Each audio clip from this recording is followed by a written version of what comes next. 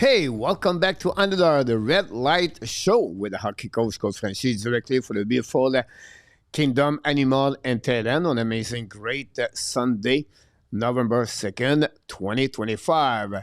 Hopefully you're doing well. I'm watching the game, guys. Anaheim versus the New Jersey Devils. What a great team, the Anaheim Ducks. Vaderano just scored, take the lead 2-0 against the New Jersey. But what a weekend. What a great weekend of sport in baseball, and hockey, and basketball, and tennis, football.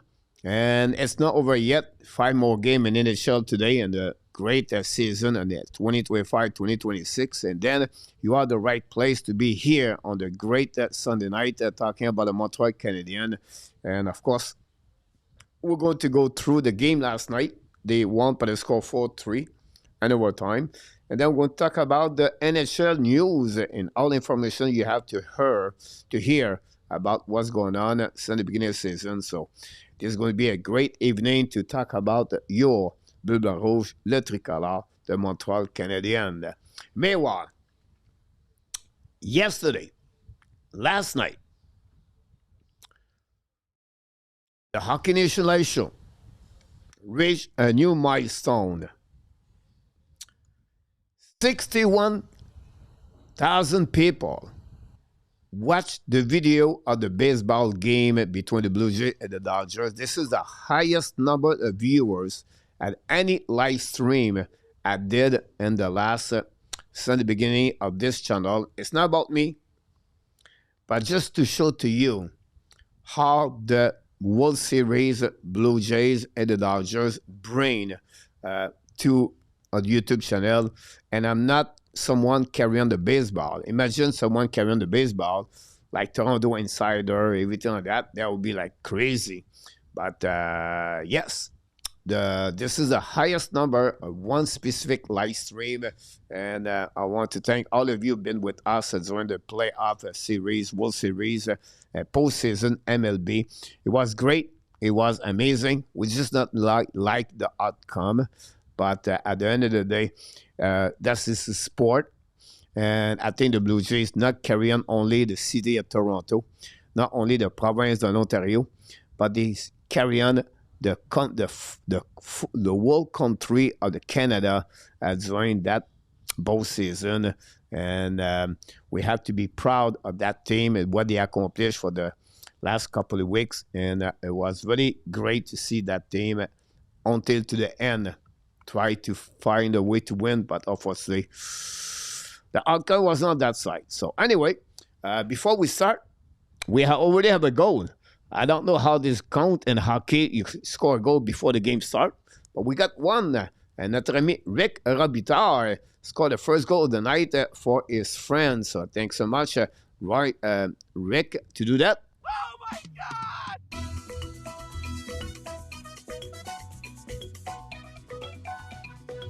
Thank you, Rick.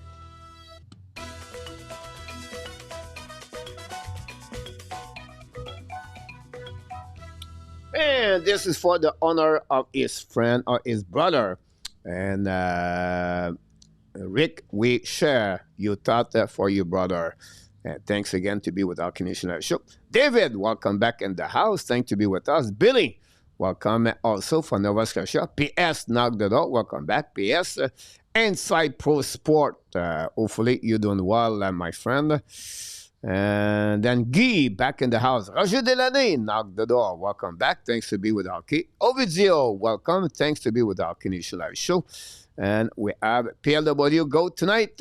Macklin Celebrine score for 3.25. San Jose won the last 2 games. They're looking great over there. We appreciate RJ Calabro in the house. Welcome back. Claude Richard from Ontario is in the house. And Pierre Martin knocked the door. Many of you was at the show this morning. Casey R. Welcome.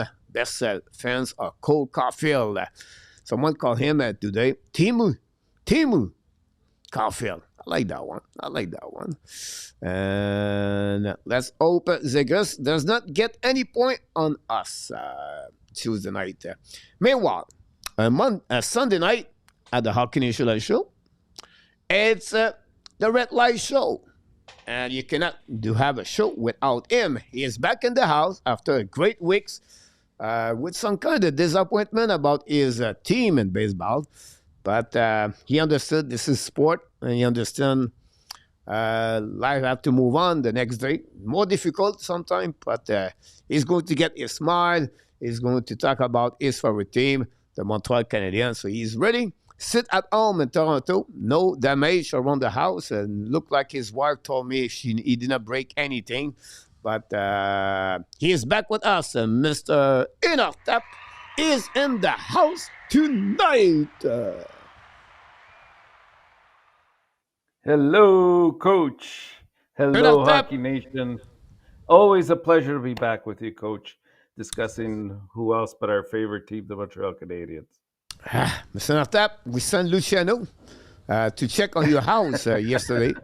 To check if you are good or not, but he said to me it was good, so everything was fine. So we were a little bit worried about you, but Listen, people asking me where Coach, he's in our tap. He said he's hiding right now in the basement, just watching both sport at the same time.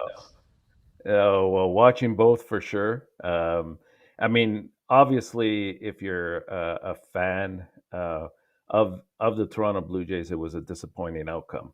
But if you're a fan of the sport, it was absolutely fantastic. I personally don't remember a World Series that reached the levels of excitement and entertainment that this year's World Series did.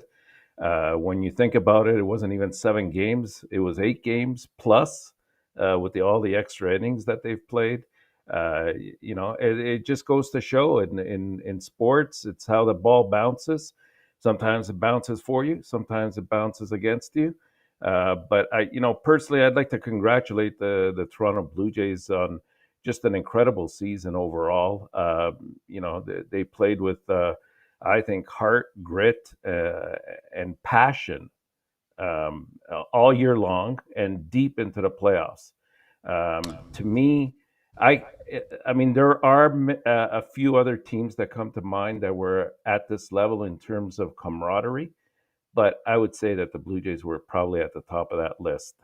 And anybody that thinks the Dodgers were the far superior team, I mean they should look really in the mirror, because this was a well balanced series where both teams played out their heart, and in the end somebody's got to win, somebody's got to lose. And I think it serves well, Coach, in sports, because life throws us a lot of curves, as you know. I'm trying to make a pun there as well. It throws us a lot of curves, and we have to deal with a lot of stress and things that come our way in life. That we got to remember that sports is entertainment, and if we take it in that light, then everything's okay. I don't think that anybody needs to come out and sort of take umbrage in the fact that a particular team won. I mean, that humbleness is the true sign of an individual. Yeah, absolutely about that. I think at the end of the day, the sport, like what happened in World Series, bring like me, I'm not too much affiliated with baseball, honestly. Like I just see from the outside, more like the inside, like sport Yeah. fans like Montreal, and I spend my time, my energy for the team, right? It's all about Montreal, so I'm really into it.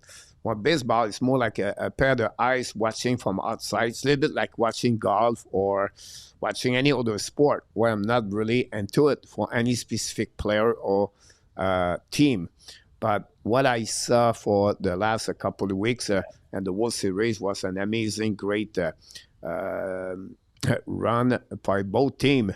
And the drama Absolutely. behind that, where you can see everything could win, the momentum switching, the game from 2-0 to 1-1 to 2-1 to 3-2, and then finally to finish with 4-3. Of course, for Canadian people or the Canadian people, is disappointed to see their team last. But at the end of this sport is about one winner and one loser, and if you have to respect everybody for their opinion with gratitude and of course with graceful for what he bring on the table. I think that's the right things to do, and because it could be a killer on the social media, on the X account or whatever it is. It's like crazy. People blame left and right. I think you have to get out of that series more Yeah. positive side at the negative side to blame this, and not to say, you know what, it was a great time watching baseball. And the winner of that series is not only the Dodgers, it's all the No. baseball fans and the MLB get out of that with everything for that, and hopefully this going to And continue because the last couple of years the baseball struggling with the fans, everything. yeah, It's so. Hopefully, this is going to be a great memories like the 1993 with the Joe Carter and the rest of the team. So let's talk about the Montreal Canadiens. We appreciate all of you guys to be with us tonight. Don't forget, guys, to click on the like. We appreciate a lot. And like we did at the beginning, Mr. Hunter, we do the highlights. I did one for both sure. of you, both of us tonight. And I want to talk about, listen, we could talk about the Montreal Canadiens have a great start, 9-3-0, and then you can talk about something. It's not perfect. They need to improve that. They need to do this, return that. But today, I want to say that the positive of the weekend, I think it was a great weekend for everybody. It was, first of all, the Halloween, Mr. Intap. Hopefully, you did your, well, you watch baseball. So you did not go nowhere this season, but we understand that. But at the end of the day, it was a great weekend of celebration of the family, everything. And then tonight, I want to mention the best line for the Montreal Canadiens. And the fact you are with me, I want to mention that line because this is going to be, it's amazing that what he did so far with Caulfield and with 10 goals. First of all, Sikorsky 6 goals, and then you have Nick Suzuki, where he have 18 points, 16 assists, 2 goals, 11 straight game with 1 point. This could be one of the best line right now in NHL. And the fact you are with me and for the people in the chat, this not only we are excited and we vibes with the Montreal Canadiens, but we have some great talented players and inside of that team on the Montreal Canadiens. And first, we have to give credit for the first line, lead by the captain, Nick Suzuki, and then Caulfield and Sikorsky joined the party. Now, Sikorsky is not the only one. Great start after a 12 game. They lead on many ways in the different categories of stats. And they get the Sikorsky rolling not only now at the second half of the season, but now he maybe messed up with the calendar. He said, I don't know where we are right now. Maybe March. I don't know where we was going on, Mr. Intap, but we have to give credit for that line. My point to you, you have 2 questions. For the people in the chat, also 2 questions. What are you the most impressive by the performance of the first line? That's my first question for the people in that chat. Tell me maybe one players make something special, whatever it is. But my second question, most of you are really a team favorite, the Montreal Canadiens. When do you remember, or which line do you remember, and you, since you follow hockey, remind you that line? Because when you look at the last 21 century, Mr. Intap, I cannot recall it, a line vibe like that. Yes, we got Dano, Tatar, and Gallagher, but this, I believe, this is another level at them. So, 2 questions, Mr. Intap, and let's see what we got for us. Yeah, sure, Coach. For me, when I look at the first line, and I would say, what's the one thing that probably stands out the most is how they probably are coming to a point where their 200-foot game is very complete. You look at the 5-on-5 and their top line in the NHL. You look at their points; they've accounted for. I think it's like 35 to 40 points so far that Montreal has scored this year. Their camaraderie, like we were talking earlier about how well net the Blue Jays were in terms of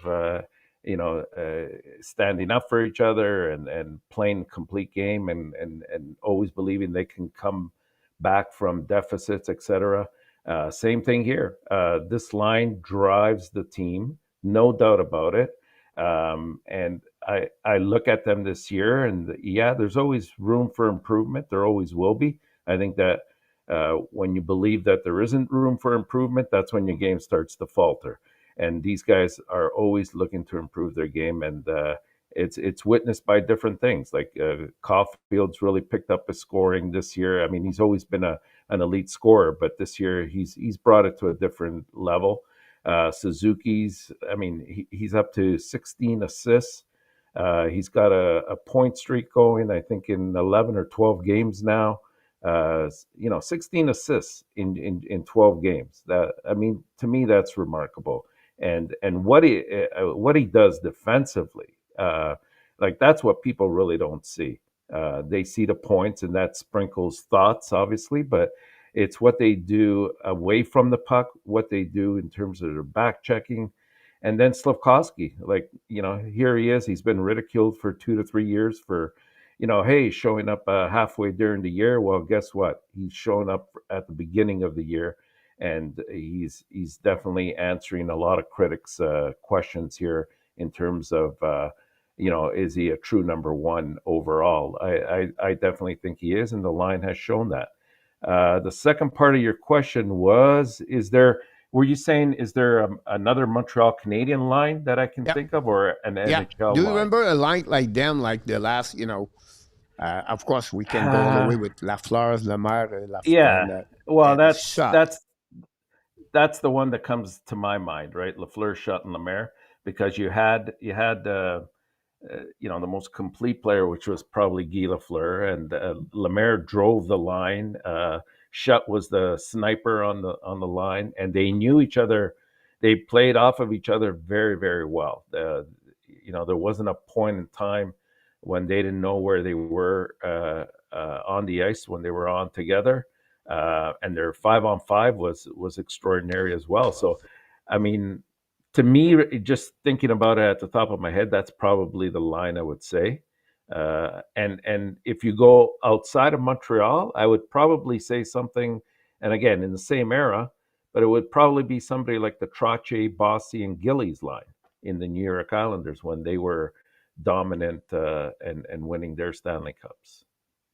Well said about the Montreal Canadiens first line. I think this is going to be very fun to watch for the next couple of years with Montreal. It's just the beginning, Mr. Intap, of the Montreal Canadiens first line. So can wait, Mr. Intap. 5 games of the program today, Mr. Intap. Islanders beat the Blue Jacket 3-2 today. Sheffer, 1 goal, 1 assist. The Islanders scored 2 goals the last 3 minutes of the game, and 2 goals in 39 seconds. The Lightning, Mr. Intap. Remember you asking me, why you feel about the Montreal, the Lightning, Mr. Intap? Coach, what do you think? Said, just wait. We're going to see that. But 5th W for the Lightning. It's impressive. They beat the Mammoth. Mammoth last 2 games. First time this season, Mr. Intap, they lose 2 games. Flame lead 1-0 against the Flyers. The Ducks lead 2-0 against the Devils. Shock Red Wing is starting right there. So that's great to hear that. We have many people in the chat. We welcome all of you. Don't forget, please, to click on the like, subscribe at the Hockey Initial Show. And, of course, you can become a member of the Hockey. And we're going to jump in, Mr. Intap, at the NHL news we got for everyone before we talk about the Montreal Canadiens. And we have so many things to talk about. First, we want to give you a resume of what's happening in Montreal during the week in the NHL. First of all, the New Jersey Devils announced they signed a goaltender, Max Strom, a 2-year deal at $6 million. He was another UFA at the end of the year. And Max Strom did not have a great start. Won the last game, but he had about 835 or 845 save percentage in the beginning of the season. We know the injury he got a couple of weeks ago. But this is a good signature. They still have Jake Allen now for 2 years also. So the duo of the New Jersey is get good for the next couple of years with that team. Where the Devils looking good since the beginning of the season. They also at the top of the Metropolitan Division. The second player I want to talk about is Martin Necas for the Colorado Avalanche. 8 years at $11.5 million. Necas looking great. I think he had 13 points at the beginning of the season with McKinnon. And now, the Colorado have no choice. At the end of the day, after they lost Rantanen, they have to keep one. Martin did not go nowhere. The fact they signed him as on top is to show now. Before the season start, a couple of weeks ago, we have many players on the UFA for 2026. McDavid, one of them, right? Nick Cash now is out of that UFA. Kyle Connor is another one. And now you have only Panarin and Kempe. Now the team is on top. When they have a good players, they keep with them. And the UFA is not going to be like it was before. It's more about the middle six, the bottom six. And it's not the same. You cannot build your team anymore just to say, oh, and 2 years we're going to get that player, we're going to sign him. That's happening. It's not happening anymore. Finally, Mirochnichenko, Mr. Intap, 20 overall pick a couple of years ago. Signed a 2-year deal at 900. Another prospect for the Washington Capitals, tried to stay within the NHL. That player is really, the story behind him is honestly, he got sick very badly at some point. He will have to move to Germany to get a surgery. And honestly, he's a part of the Washington Capitals. So 3 contracts during the week. I want just to get your comments about Martin Necas.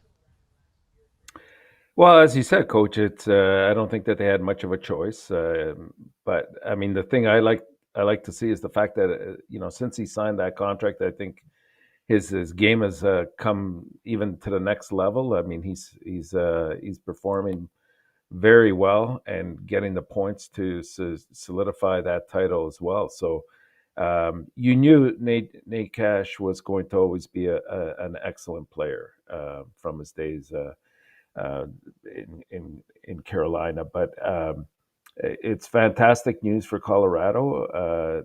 And I think with the salary cap that's increased and the fact that a lot of teams, as you were saying, they're trying to secure their elite players for the long term. And a lot of these players, you're noticing a lot of the contracts have been for the full 8 years because they're trying to capitalize on that opportunity to sign the player for 8 years, because next year that comes off the record and they can only sign him for a maximum of 7. So why not try to get your star signed up with an extension right away and then secure the fact that they're going to be there for the long run, helping to work towards what their ultimate goal is, which is not only make the playoffs, but to try to win the Stanley Cup. Oh, good point about that. I agree with you. For Nick Cash, will be interesting what he's going to do. So I'm going to move on. We have a lot of people, and we want to thank all of you, all of them, to join us. Don't forget, everybody, to click on the like, subscribe, and also join our channel as a member. A couple of injuries, not many of them during the weekend. Usually you get 4, 5, 6, 7. But what we heard, the biggest is the one for Toronto. Demidov out now for a couple of weeks. He's on the ER. Good for him. He was released from the hospital, so we wish the best recovery for Demidov, the veteran player for the Toronto Maple Leafs. And then the Nashville now put OZ guys on the ER and Smith on the 3 to 6 week out also on the ER. 2 players, Mr. Intap, more for OZ. He's the heart of the Nashville Predator at the point, at the blue line. And this could be another year difficult for the Nashville at that moment. And nothing worked with Stamkos, by the way. So this is going to be a difficult year. Another good pick for them, honestly, for the upcoming NHL draft. But I want to move on more to the next, where I want to share it with you. Oh, Coach, you have a lot of team there. What's going on there? But the first role, Mr. Intap, we're going to start, is the team are looking good since the beginning of the season. So I want to hear from you a little bit more what you're thinking. Tampa Bay, after a low, slow, they come back in the standing. Detroit, they've been with the Montreal Canadiens at the top. Pittsburgh surprised everybody. Now they are at the same standing with the New Jersey Devils. Columbus, now they lost today 3-2, but it was on the street of 4W, and this the team now, they was in the third the division. Columbus, Utah, Colorado, top of the only team was lost only one regular game this season. Utah, they lost the last two games, but they're looking great since the beginning. 8 W. Seattle, Mr. Tap, where they surprised everybody in the Pacific Division. And then Anaheim Ducks, I'm watching right now the game, where they're looking great. Anaheim Ducks in the beginning of the season. So we have a choice at the top of the H Division. Is your time to tell me a little bit more, Mr. Intap? Maybe pick up 1, 2, 3 team you really impressed since the beginning of the season. The same thing for the chat. Where are you with those different team and NHL? So let's move on, Mr. Intap. Let me know what you think. Yeah, a lot of them coach. I mean, I like the younger teams, obviously, the ones that have been rebuilding now for a couple of years. Like Anaheim is looking very solid. I would almost, even though the results don't necessarily reflect it, but their play is exciting. I would add San Jose to that group, but with the great young players that they have there, it'll only be a matter of time before they become significant in the standings. Utah, we've been talking about the last couple years that they would reach a point when they start to make some noise, and ever since they've been under new management, that's definitely been the result. Um, you know, there's a couple teams there that you have on that first line that, I mean, the verdict is still out. I as much as I know Tampa Bay has been hit with a lot of injuries, and really, when you look at Kucherov, he really hasn't been himself this year. I know he's still getting some points, but he hasn't been playing at the level that he has the last couple years. They've had some issues on defense as well.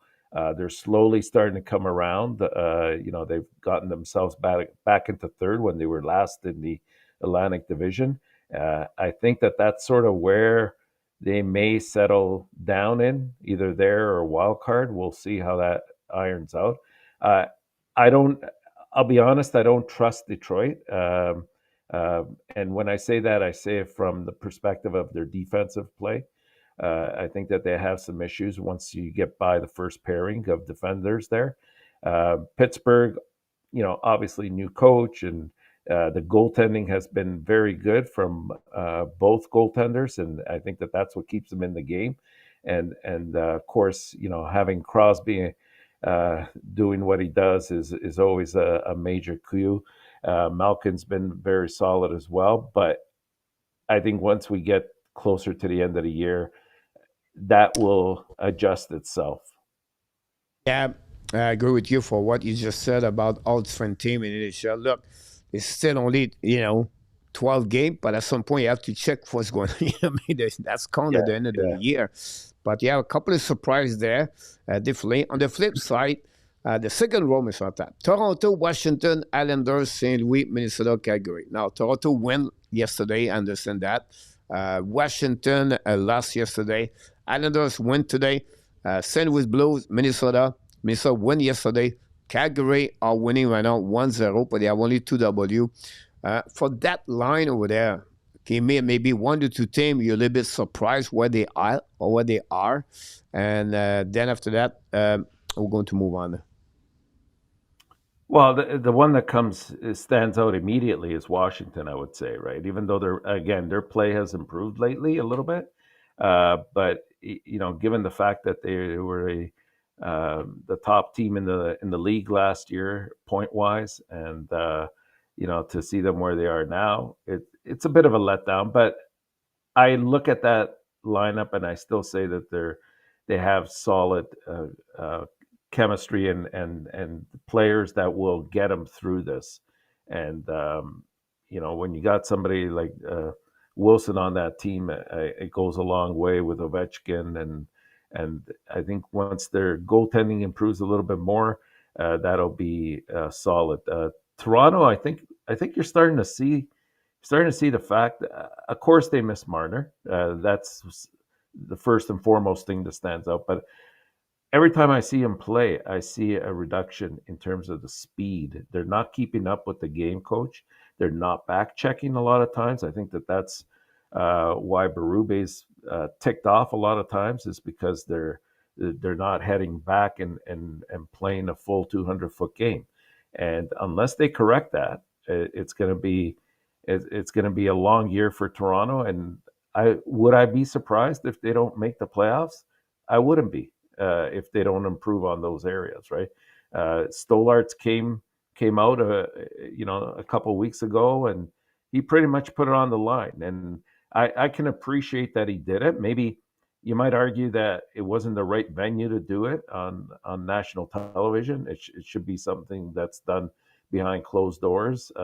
But at least he's saying it the way it is and what people are seeing, and not just giving, textbook answers and saying, "Well, we'll be better tomorrow," and we gave our all. I mean, that's not true, and you're not going to fool anybody on that. So for me, that those two teams are the ones that really stand out. Wow. Whatever. I'm watching Anaheim, guys. If Montreal Canadiens are excited to watch Anaheim because those Yeah, players are yeah, amazing. That's crazy. and A quick fast. comment what you said about Toronto, Mr. Intap. I would bring you one more thing about them. I looking this weekend, and they just scored Anaheim. Carter Gauthier score is Siniki got his second point of the night for Anaheim. The goal is not there yet, but NHL put it on the on the website. So the goal is coming, Mr. Intap, on the other side. Oh my God! Do you know how he scored the goal?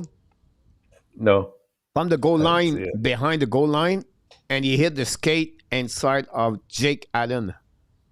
Oh boy, Uh, that's we, he's lucky it's not Montembeau. let's not go there. But Seneke, Mr. Before that, you beat Dylan at the blue line. Wow, amazing. Anyhow, I finished with you at Toronto. If you look about the chance of the chance to make the playoff, it's getting worse because they don't have a great analytic course C and or GF chance of scoring. So this another analyze where I think Toronto. Washington is not surprised me. What is surprised me, they are still at the bottom, but it's a bit early. I think they're going to pick it up a little bit. Yeah, Islanders, we don't expect too much, but for me, St. Louis, Minnesota, I knew they would be bad, but not bad like they are. I thought they're not going to make the playoff, but right now, St. Louis, Minnesota is worse at Minnesota. Nobody can stop the puck. They cannot put the yeah, puck in the that's net. There are injuries, Thomas, Neighbors. There's going to be a long season, I believe, for the St. Louis Blues. I don't see a team can come back for what they are right now. they've they'll done it be. before, Coach. They did it before, They've done it before. but they Yeah. are not. I'll be honest with you. You have to have great goaltender to do it, and right now Yes. Bennington cannot stop anything. But look, I don't see that what could happen there. So we'll see Calgary. Uh, I did not know they would be No. so bad. I knew they would be not good, but not so bad like they did so far. Two W's in the beginning of the season. They're still winning right now. 1-0 against the Flyers at the beginning of the third period. But Wolf didn't have a great year so far. That's the one reason there. But since last year, Mr. Top, the same story. They cannot score goals, and Yeah. that's the problem behind that for that team, the Calgary Flame. About that, Mr. Tap, for finishing and for the people in the chat before we move on to the Montreal Canadiens. Which team at the end of November are going to be better, or you're going to say, I believe that they're going to turn around, or a team where they are good right now and to go be a little bit lower at the end of the month? Maybe I'm thinking maybe to answer that, Coach, I'll do it by division, right? Like if you look at the Atlantic, I would have to say once they get through some of their injuries and whatnot, I think Florida, is not a sixth place team, and we all know it. We know that they have the depth and that they will eventually climb up and make themselves extremely relevant in the playoffs. In the Metropolitan, we talked about it, so I'm not going to do a lot on this, but Washington, I think that they'll get themselves definitely in a playoff position. I think in the Central, uh, wow. You know what? I know you probably don't agree with me, but I think St. Louis will make some noise. But I agree with you in that if they don't get the goaltending that's needed, or if they don't get some of their injuries coming back a lot sooner than projected, then they'll be so far out that even if they do make some noise, it won't be to get into the playoffs. But I still think they're not a last place team in the Central. And then in the Pacific, I would have to say, uh, man, who could improve more?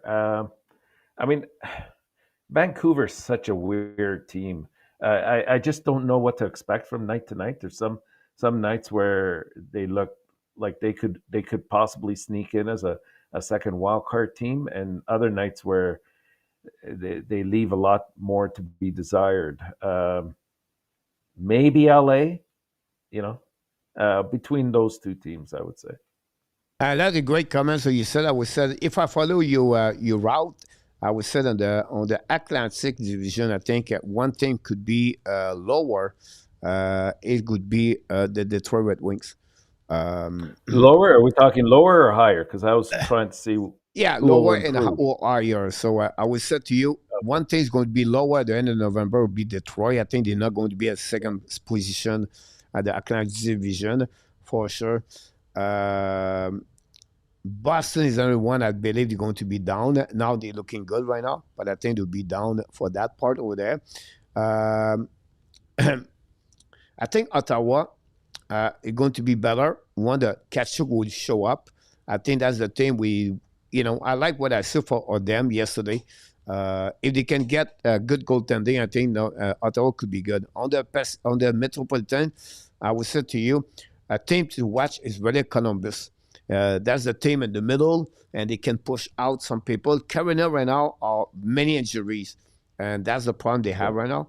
But I believe Columbus, because they can pick up everybody. I think the Rangers are going to go down on that season. I know Pittsburgh, but I think Pittsburgh going to get not at the top, but they're going to play okay at the end of the until the end of the month.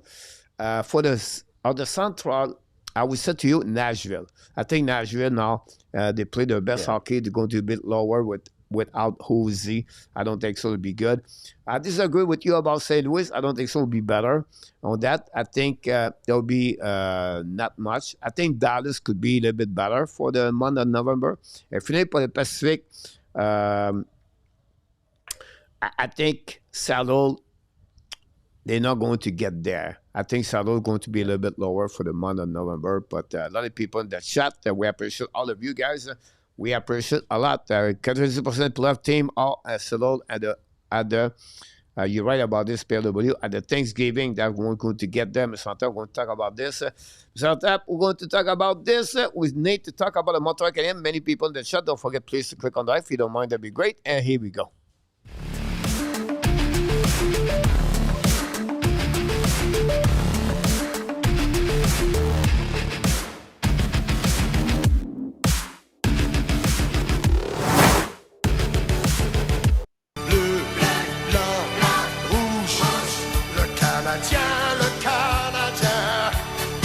C'est dans notre sang, dans nos cœurs, notre tradition, notre honneur. Le Canadien, c'est tout, c'est une partie de nous.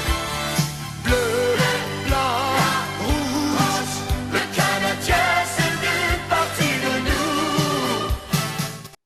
And when I'm Mr. Intap, that's happening with a Love that record of song. Love that song. 9-3-0 since the beginning of the season.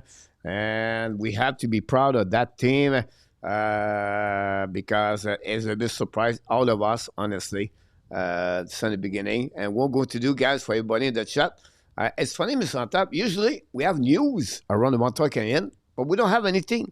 What happened quiet. for the last 24 hours, honestly, on the specific player injury or an update. So we're going to skip the news for the Montreal Canadiens. Luc Laportine knocked it out. Welcome back, Mr. Luc. Thanks to be with our Canadian Live Show. We appreciate a lot of the comments in that chat with Pat and Bob Smith, everything. And we're going to go through the recap game between Ottawa and the Montreal Canadiens happening yesterday. And I'm going to give you a little bit more information. Then you're going to comment, give us your comments about the game. And first of all, yesterday, Suzuki 2 assists. 18 point, 11 straight game since the beginning of the season. We talk about the first line. Caulfield, 1 goal, 10 of the year, 1 assist, 15 point, and NHL so far after 12 game. Hutson got his 10 assists, 11 point. Those players right now, and Demidov with 1 goal and 10 point, they all dominate on different category in NHL. Sakarski, 1 goal, 6 goals since the beginning of the season. Newhook, 1 goal, 5 goals since the beginning of the season, 9 point. All of them together are the reason why the Montreal can get a W yesterday on different ways. Montreal, honestly, another great start. Scored 2 goals at the first period, and at the early, what 9 minutes maybe, the goal on the Cole Caulfield on breakaway. Score is 10, following by the power play goal of Sakarski. Third power play goal for Sakarski, back to back to back. 3 games of 1 goal, the last 3 games for Sakarski.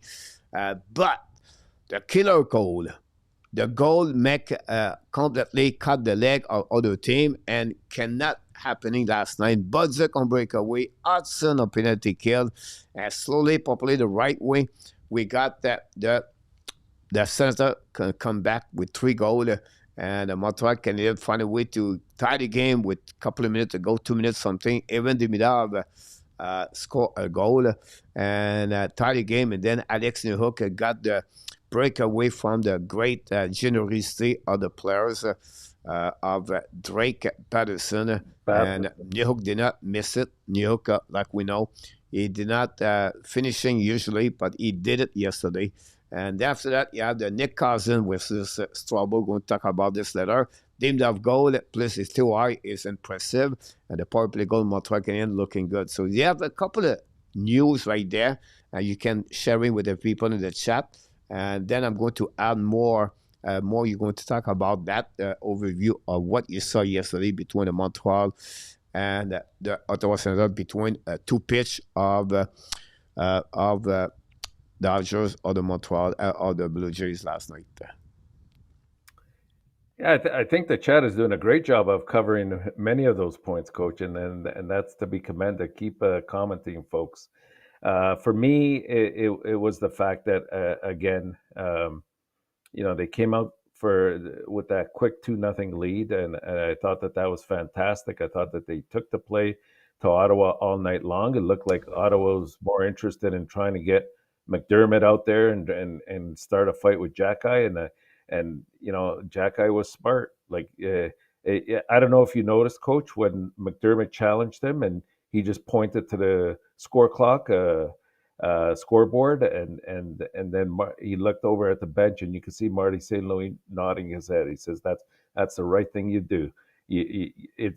You're obviously in their head, and he wants to start something, but you're not going to do it when it's not the right time. There'll be plenty of opportunities, and we saw that later on. It wasn't exactly them, but it was Struble eventually with Cousins, and I think Struble really settled the score there on a definitive fight there that he had there. But I just thought it was well balanced. If you look at the defenders, Coach, it was their ice time was well spread out.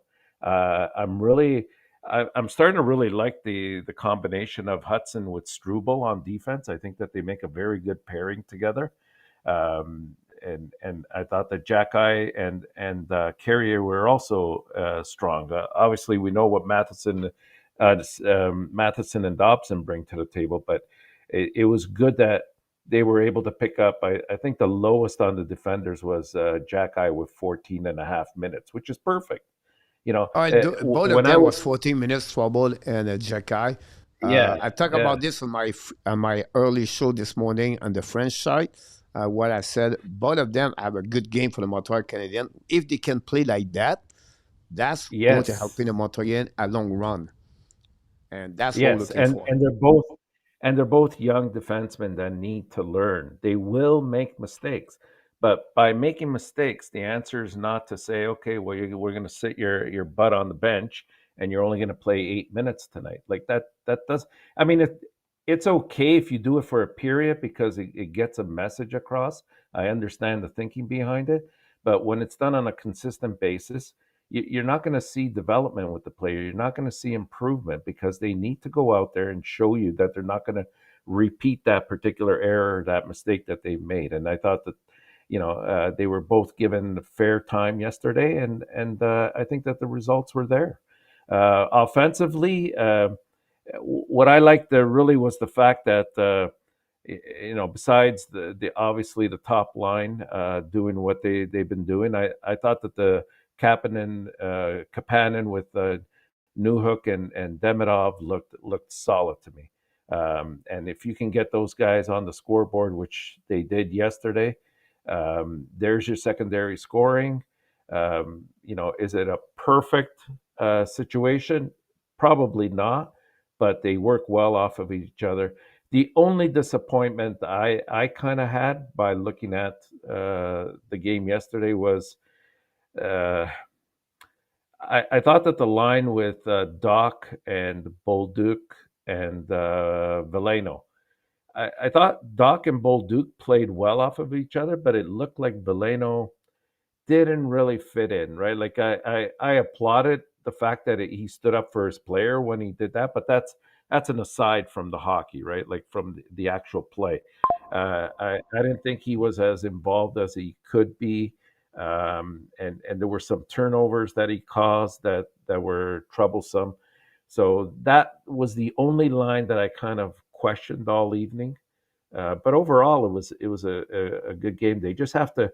You said it many times, Coach. You get that 2-0 lead, you got to step on them after, and you got to get that third goal and dictate the play the rest of the way. And they did not do that for a number of reasons, which right now we're not going to get into, but I'm sure that they will come up a little bit later. Yeah, I agree with you about that, what you just said around the Montreal Canadiens yesterday. What happened with Jado Strobel and Nick Cousin. I want to listen to you. I want to listen what Strobel said, guys, yesterday after the game about the decision with Nick Cousin. Yeah, I mean, it's when you have a guy like that taking a shot at your star young player. I mean, that was a bad play. Like, none of us liked it. Obviously we were thinking about it, and this is the first time we played him since. So that was that's on our minds. You can't just go around and try to hurt our best players. So we'll talk about the fact like nobody will, go around our players and their star. We're going to take care about the situation. So I think Strobel did it, respond very well, and that's who they are. The Montreal Canadiens is a team out. They are all together, and they prove it. And it was really respectful the way they did it. Not to send Jekai to Cousin. Cousin asked Gallagher to swing, or another one, it was Gallagher and someone else to fight him. And both of them said no. He said the only one you're going to fight tonight is Strobel. so they have another one. I think it was Veleno. I don't know if it's Veleno. Veleno got involved in the fight, but Veleno. Yeah, so we have to give credit for that one. For this one. So I think that's a resume of that Montreal Canadiens. And then we know with the great start, and then the Montreal struggling after that, and they gave the opening team to come back. They found a way to go there, to find a way to win. Let's Martin Soué wants to talk about even Demidov yesterday. And I'm going to, this is in French, I'm going to make the translation, and then I will say what we think about Evan Demidov. Ce soir, quand même, plus de minutes à 5 contre 5. Je me demande, lui, il reçoit ces minutes-là, il arrive, il marque un but. Est-ce que ça donne une certaine motivation de continuer à jouer ces minutes-là ou encore plus? C'est toujours basé sur le rendement, puis sa concentration. Puis il y a eu un gros chiffre en troisième dans notre zone, ce qu'il fallait qu'il travaille défensivement, puis il a fait la job. Il continue à stacker ces actions-là. Il me fait lui donner confiance. Puis, tout est mérité. Je sais que c'est ce qu'il est capable de faire sur un avantage numérique, puis à 5 contre 5 dans la zone offensive, mais il y a une grosse partie de la game que c'est pas ça. sais. Puis je pense qu'il est engagé là-dedans, puis il mérite les minutes qu'il a eues à soir. Martin, so we talk about even Demidov, Mr. Enortap. He talk about the fact, like, this is really important because, like I shared this morning on the French show this morning at 10 o'clock, everybody, if you don't know, we have a show in French Saturday, Sunday at 10 a.m. talking about the Montreal Canadiens. And I think what Martin Sou explained here is really, really important because as the outside people, like who we are, Demidov should do that. Demidov should be there. Demidov go there. There should not be everything like that. We lead. We trade by one goal. Everything. He explained where he said, "Look, I know what he can do at 5-on-5. I know what he can do on power play. What we try to do with him is to helping him to become a better hockey player and honestly on the defensive side of the game." He expressed also fact he did a very good job, Demidov, one play at the third period. And that's the reason we gave him rewards and we gave him more time like he did yesterday. It was the first time Demidov, Mr. Intap, played 16 minutes this year. He never played over 14 minutes all year long. First time on the 12th game. And it had pay off with Montreal. Scored a great goal with the Montreal Canadiens. But just give you an idea. Sometimes we thinking, he should start right away there. He should play there. The philosophy of Martin Saint-Louis is really to make those players a complete hockey player like he did with Cole Caulfield. And I think that's, we have to give credit, of course, to Martin Saint-Louis behind that, and then even Demidov. So I just want to share it with you. I don't know if you want to talk to a little bit more about that.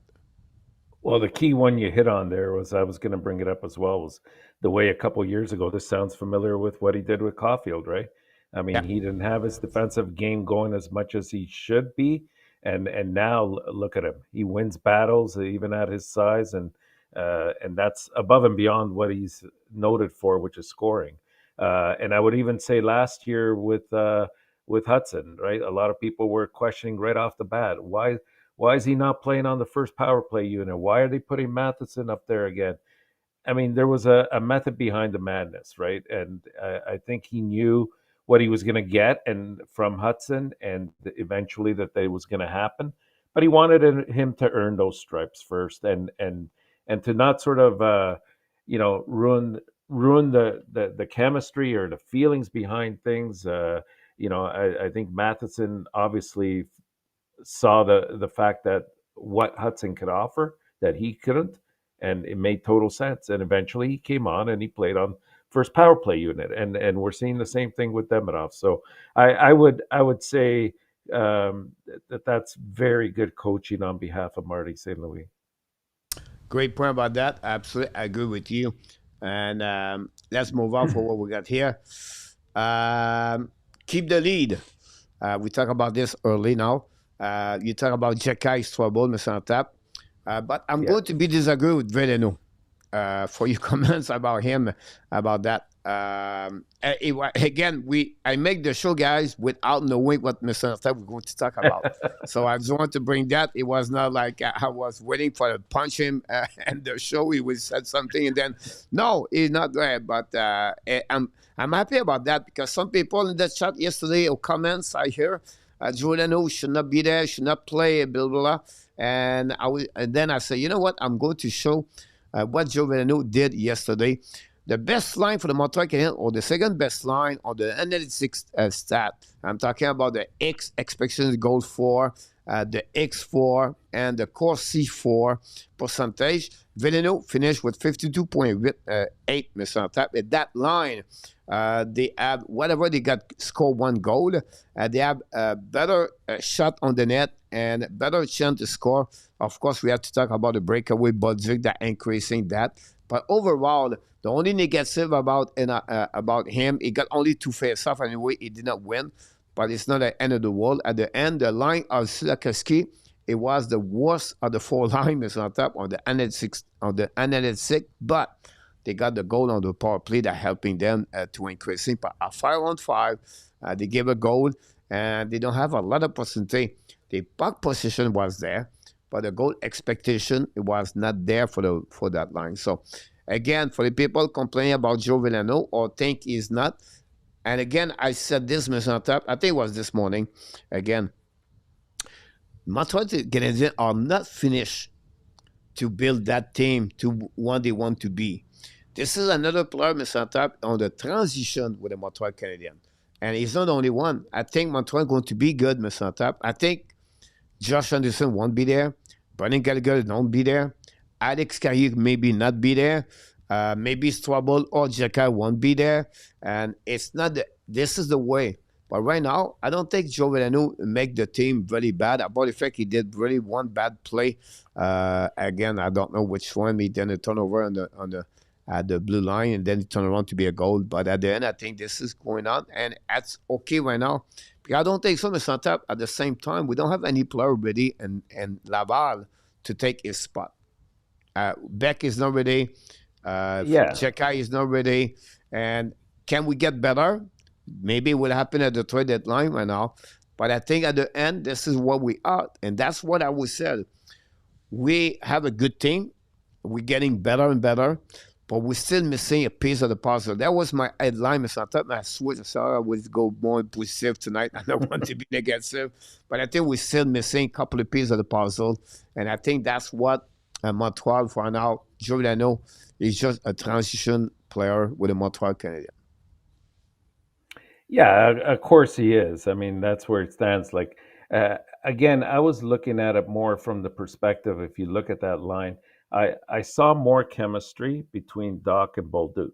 And I thought that they both came out and played a more aggressive game.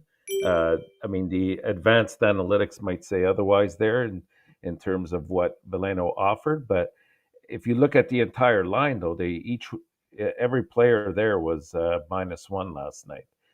And like you already mentioned, he didn't win many of his faceoffs. As a matter of fact, he was 0 for 2. But that's okay because I think Kirby Doc was somewhere around 52%, if I'm not mistaken. So, when's the last time we said that about Doc, right? So there's definitely improvement. But when you're a fourth line, you have to bring a certain amount of energy. And we saw that yesterday with Bolduc.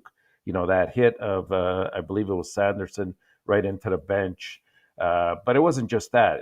He had, I think, a total of 5 or 6 hits throughout the night. I think Doc had 2 or 3 himself.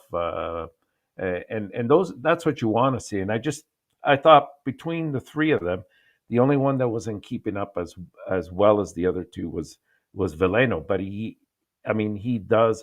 a very versatile player, and you can play him almost on any line, which is a benefit on the one hand, but it's also a detriment to him because as soon as you put him with different players, now, you have to reestablish a certain chemistry with those players, and it takes time. It just doesn't happen overnight. So, of course, he's valuable. Will he be here down the line eventually? I sincerely doubt it because of other players that will push through. But with more playing time, I think he will get to that point. Great point about that. I agree with you. A lot of great comments by Bob, example, Austin, SL, about the situation with the Montreal Canadiens, and I think we all agree with that, and I think that's the right way to say that about Joe Villano in the Montreal, and we'll see what's going to happen in the next couple of weeks. Mr. Intap, let's see what we do. We review what happened with the Montreal Canadiens last week. We played against Seattle Kraken in Montreal, so we don't have a lot of stats, but I'm going to share it with you. And then the Montreal Canadiens got 4 points, Mr. Intap. The coach was right again, Mr. Intap, last week. We have a couple of people was right. We'll talk about this next couple of minutes. Montreal, 4.00 goal per game, 3.0 goal against, and they have a +2. Power play was 60%. So he says, what those letters? But this is in French, so I'll just copy it, Mr. Intap, so I apologize. 60% power play, 85.8 PK. Face-off, 53.5. The season right now, Montreal is 9-3-0 at the top of the Atlantic Division, with also the top of the Eastern Conference. Goal for 3.67, Mr. Intap, third in NHL. This is crazy for me. 3.00, 15 goal again. The goal differential is at +8. That's pretty good. The power play, 28.6 Minnesota. 6 in the NHL, 36.9 will get a little bit better. 18 and When's the when's the last face. time we said that, Coach, Yeah, about the power play? exactly. 50.5 and 17. The power play, Minnesota, Sens 2016 17. They never been over 20%. And we have to give credit for what's going on that one. Vive le vive, vive le vive, libre et de retour avec nous ce soir. Welcome back. Thanks to be with our Canadian Live Show. We appreciate a lot. So that gives you an idea, Ms. Intap, what's going on with the Montreal in the beginning season. Looking good. What we need to improve, honestly, for me, will be the PK for the upcoming weeks. And of course, the faceoff will be something we have to get. So the goal, again, will be better if they go under 3. And we cannot complain too much, Mr. Tap, since the beginning of that. Yeah, I mean they're getting offense. As you can see, they're one of the top teams in terms of scoring. The power play will only get better now that they finally have Demidov on that first line. You know, I think once you have Hutson and Demidov together there, I mean they can create so much. We saw the beautiful tic-tac-toe plays that they were making and the goals that they scored, and they can be really creative, and it makes it hard whether you're playing a diamond or you're playing a box as a penalty killing unit. It makes it hard when you have two players like Demidov and Hutson to know exactly what it is they're going to do. And I like the fact that Hudson's trying to get the puck on net a lot more this year than he did last year. It was always look for the pass first, and now he's sort of taking a little bit more initiative in that regard.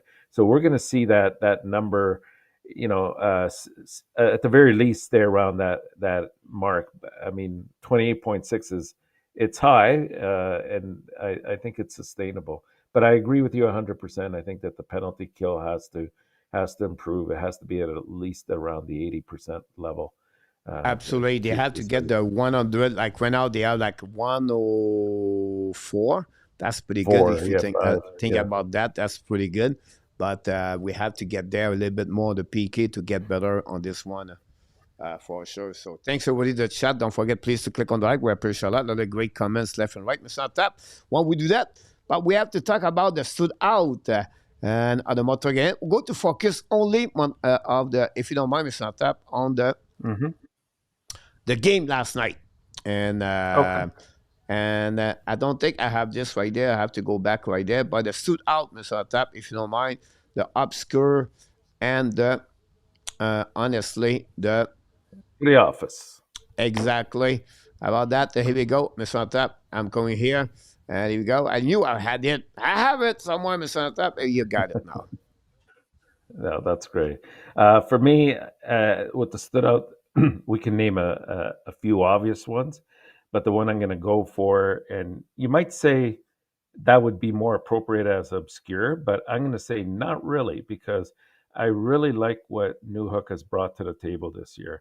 And, you know, he's up to 9 points in 12 games. I think he's done a great job of improving his face-off winning percentage. He seems like his speed is excellent. He anticipates well. Yesterday, I think he hit a crossbar and a goal post before he scored that goal on the breakaway in overtime, and even that was off the post to score.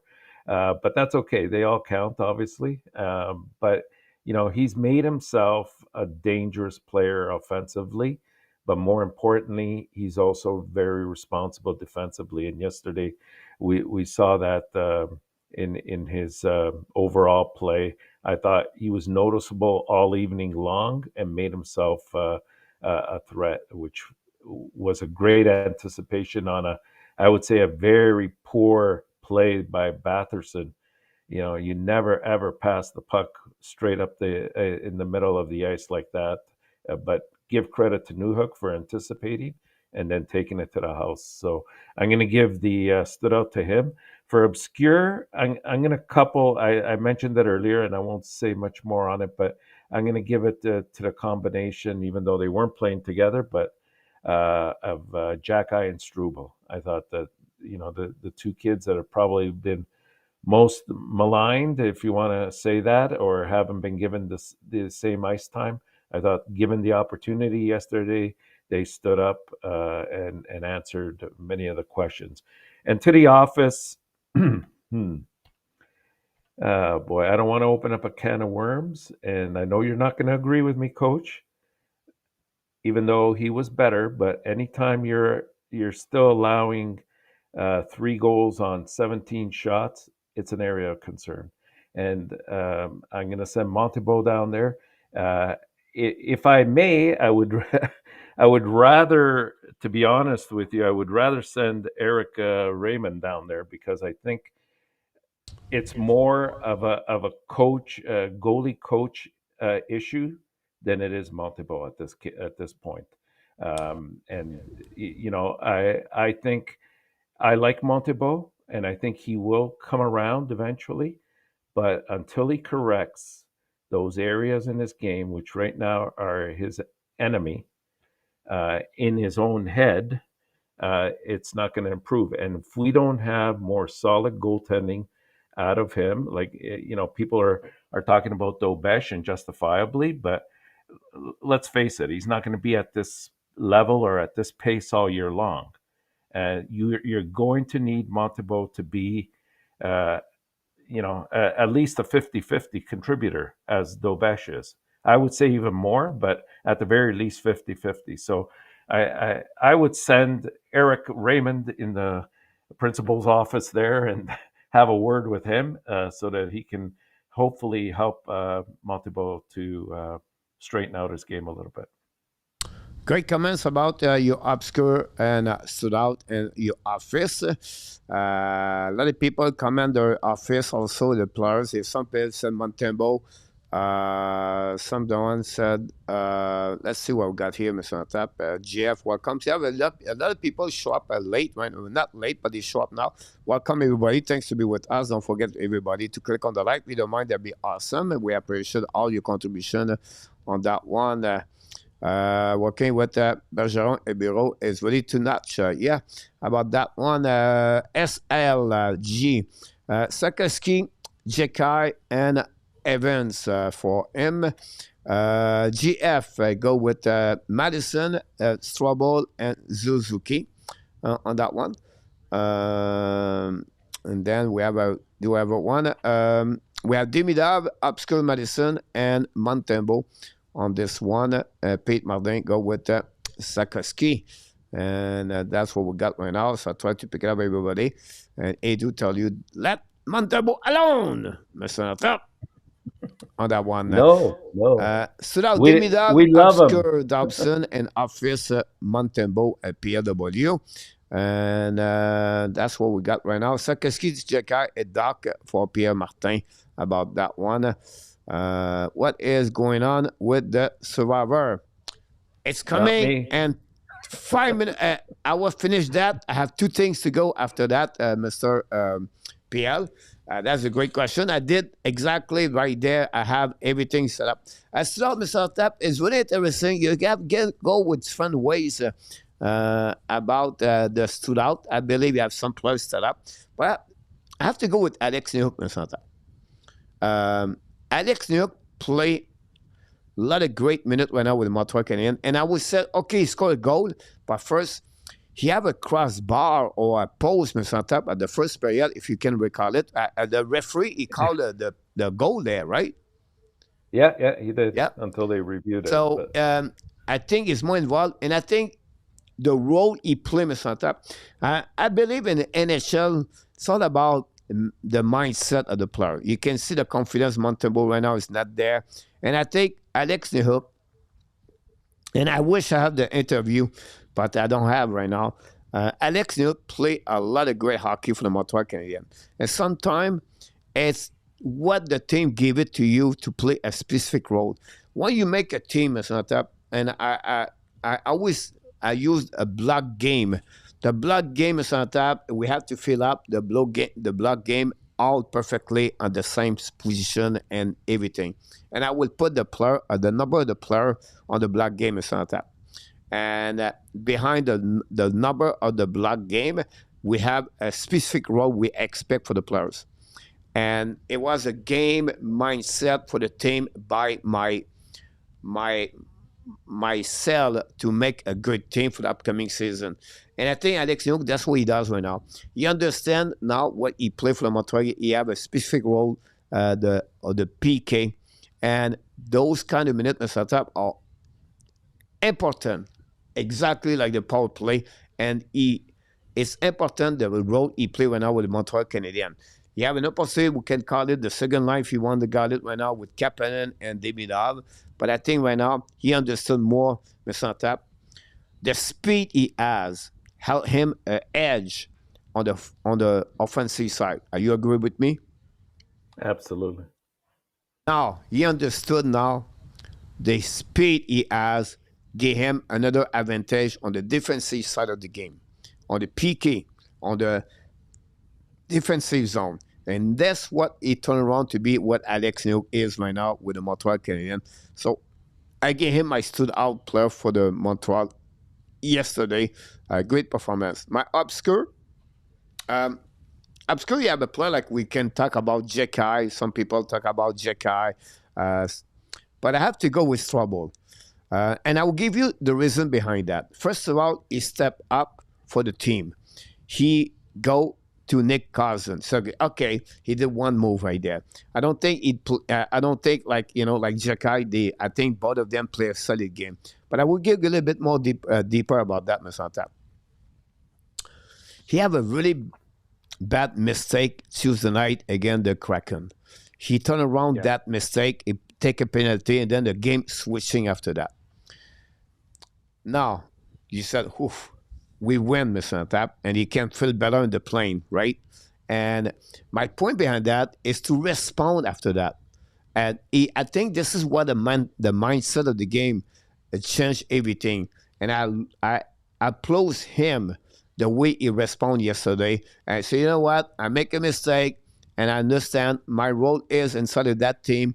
And remember, Mr. Intap, we know how strong he is, right? He's a tough, not a tough dude, but he's a guy can play hard on the physical on the team on the ice.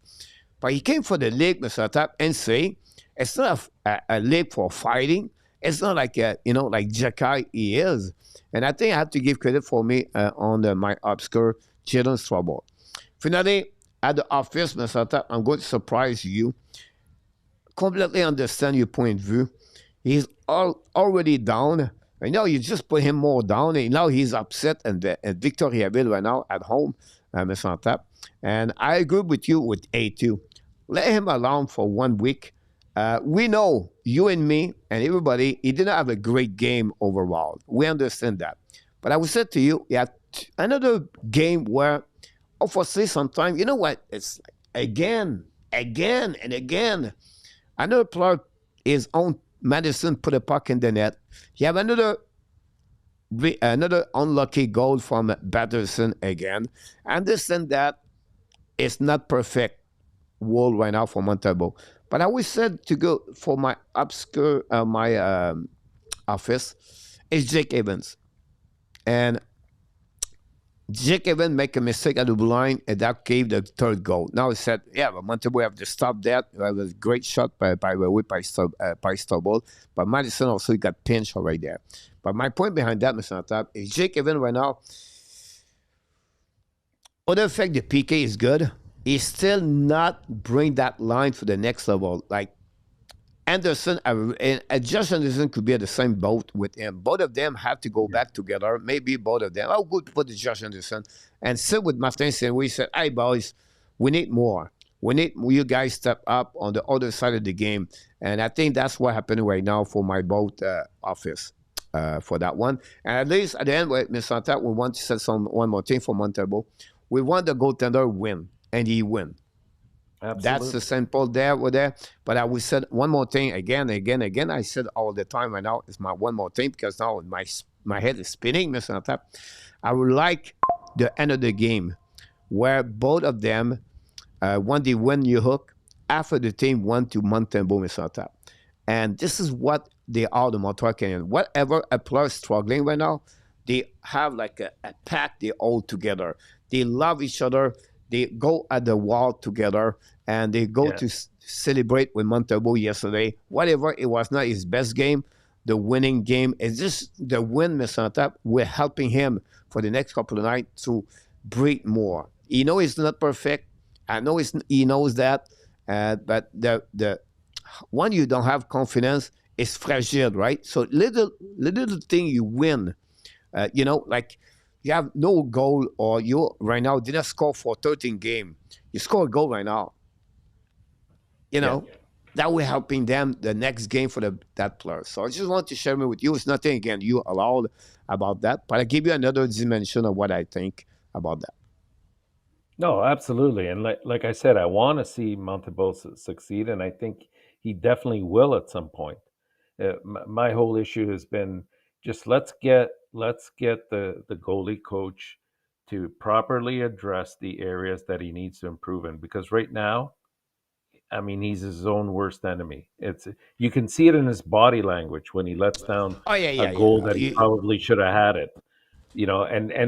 That's not him. We know that. That is not him. No. It's just minor little things that need to be improved in his game, and they don't all have to be done overnight. Absolutely, I agree with you about that. It looks like Hutson bring to you, I think he's right. It's about confidence for now. That's right now between both ear. I think that's what it is right now. So we wish the best. We wish the best. Sometimes we have a couple of things to talk. I'm going to go to the Survivor. And, what's happening to you this weekend? Yeah, another overtime loss. Yes, go ahead. Here we go. So what happened in Intap? The Survivor right now is PLW. You still have 2 live, Mr. Intap. So you have a mulligan still, Mr. Intap. Coach is still alive. A2 is still alive. Peter is still alive. Pete Martin, by the way. Larry Lavallée is still alive. We gave him so Larry Lavallée, and I gave him Montreal, Mr. Intap, and he won. He's traveling right now. It's not his fault. I don't want to punish him because of that. We'll give him a good hug for him. By the way, we wish him a safe traveling, Mr. Intap. But and Yamo, all the player right now, and the Survivor, Mr. PLW. So you lead right now. But the bracket B, what happening, guys? So when you lose one game, you go to bracket B, and we're looking for the winner of the bracket B. Mr. Intap, right now, you're on the Stoven right now, waiting for the next Survivor contest coming start and the next couple of weeks, Mr. Intap. So PLW lead. We're going to give you a trivia question, Mr. Intap, because you are the master of the trivia for a couple of years on the Hockey Nation show. You lead everything. So I want you to give me an answer for all the people in the chat. Then we're going to talk about my subject of the night. I'm thinking about a mystery player who met this description. Has more than 1,000 game play. 5 teams: Boston, Chicago, Columbus, Ottawa, and Toronto. Holmes straight up for Mac Medot. And he is the only player in the NHL born at the Halloween, Mr. Intap, October 31st. This Grizzly vet also remains active in the league. Who is he? Who is it? Oh my gosh, the Grizzly vet also remains active in the league. And he was born on Halloween. Now, you can go online to get this, everybody. It will be easy to find out. But if you don't know... Is he Canadian? Is a Canadian? Yes, he is. But yes, he is. A good question. Yes, he is. Now, I could put one more thing, Mr. Enortap, about that. What is it? I'm going to answer to your question. And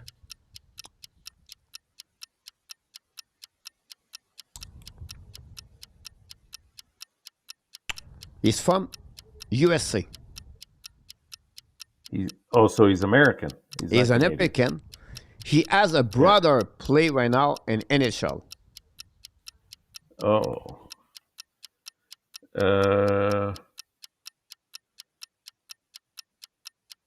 Is it Toronto? Is it Nick Foligno? And Mr. Intap, You nailed it, Mr. Tap. Oh, right. Nick All right. Foligno, Mr. Enortap, he did it again. Wow, Mr. Enortap, congratulations.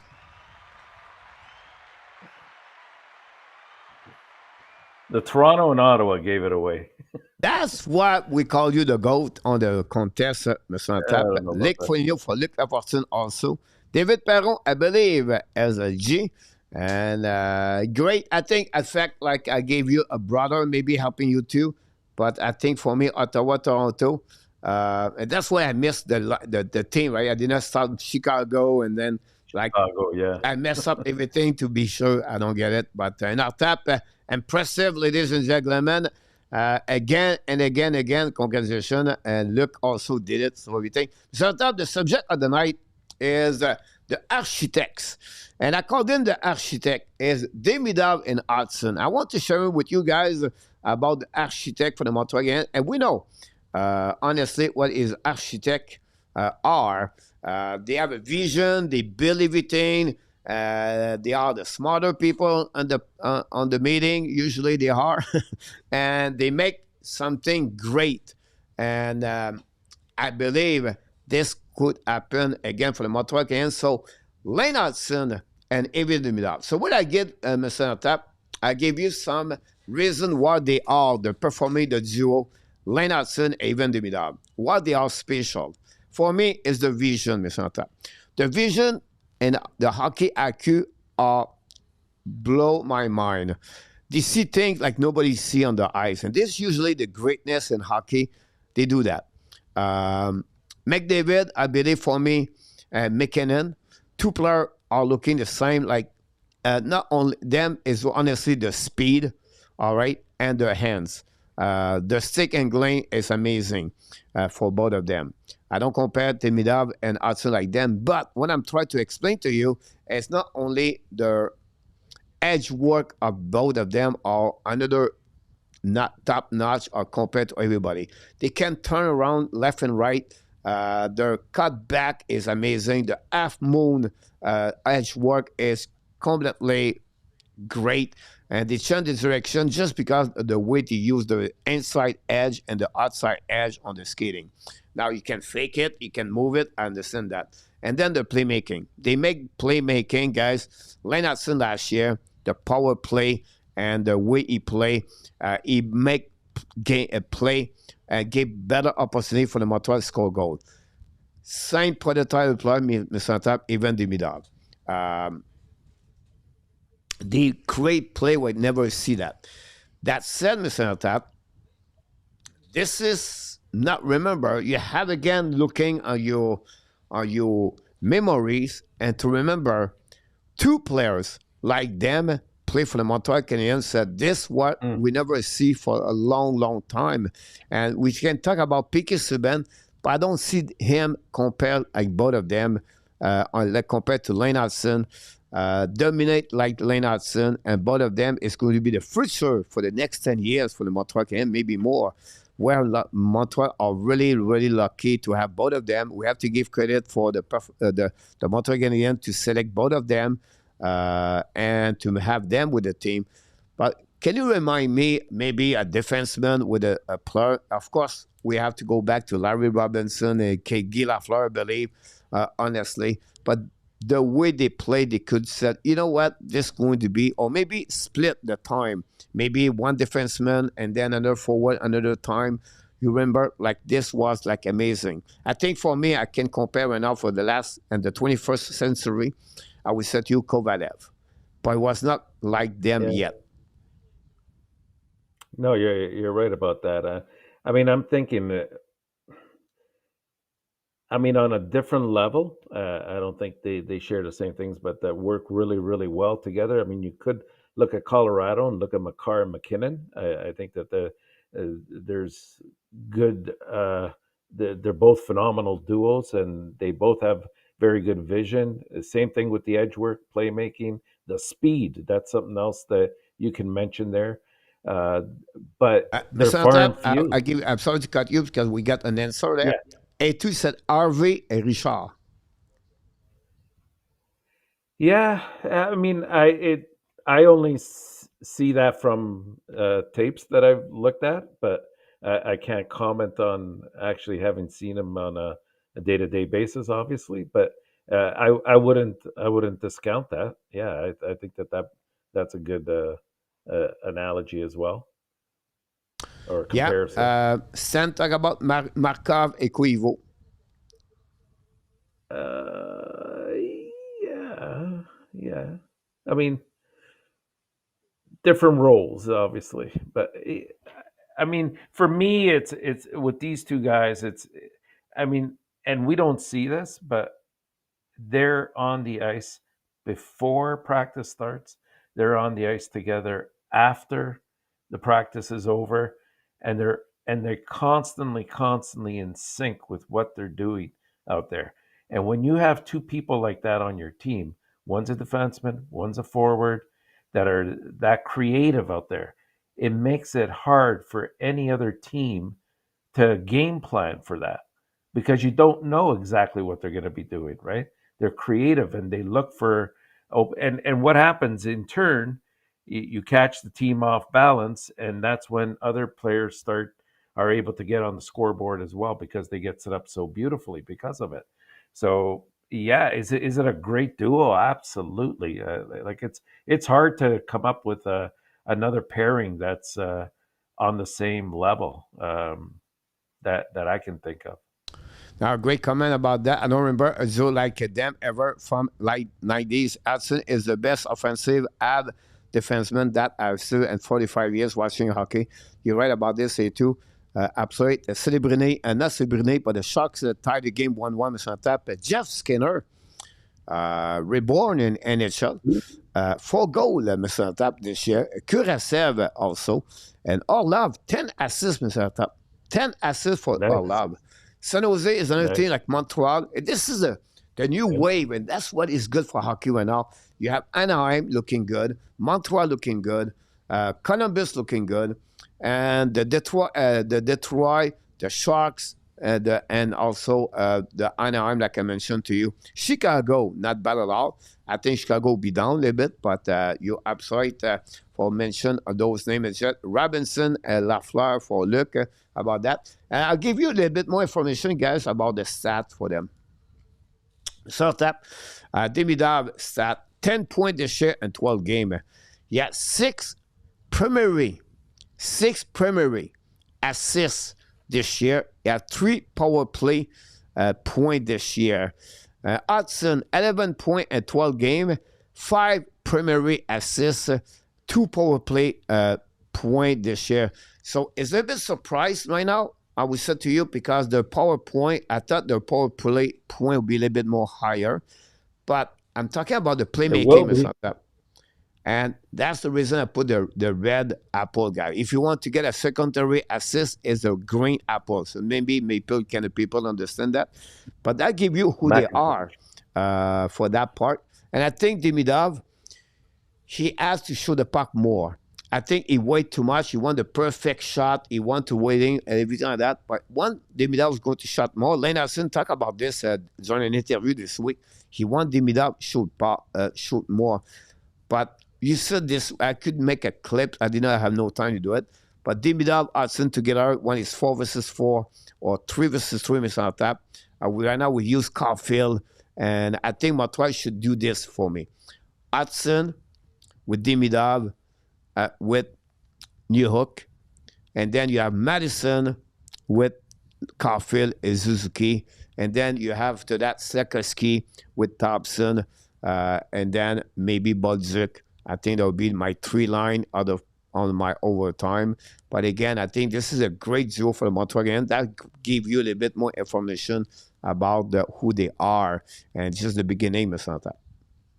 Yeah, and the way, like every time they go to overtime, coach, I know we have to take it out of the equation because overtime is not the same once they get into the playoffs. But right now, you have to collect as many points as you can. And I personally feel extremely confident when they go to overtime, just because they have these type of elite players that it's hard to guard against them, and they're making everything work, especially in overtime.